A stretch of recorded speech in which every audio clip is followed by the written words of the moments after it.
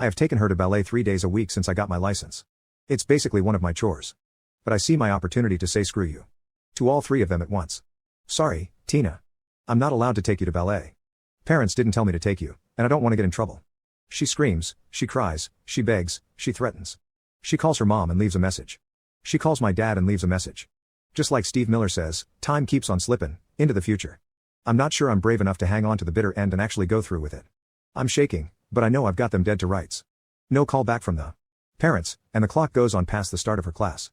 Stepmom comes home, and Tina runs to meet her. Tina, what are you doing here? You're supposed to be at ballet. I hear Tina tell her rendition of the story. Stepmom comes pounding down the hall and yells, you just wait till your father gets home. I had to stifle a laugh because I never really believed people actually said that. An hour later, Dad comes home and the two of them go running out to meet him and tell him how horrible I was. I wait in my room for the hammer to fall. About 10 minutes later, my dad calls down the hall, well, Brian, you did it. What do you mean, Dad? You got us all, and there's absolutely nothing we can do about it, let's make this reasonable for everyone. And they did. They agreed that they were over the top. They recognized that Tina isn't always very nice to me, and they spoke to her about that. I was allowed to have reasonable freedom if I was driving somewhere. I walked down the hall back to my room, my back to my parents, with the world's biggest grin on my face.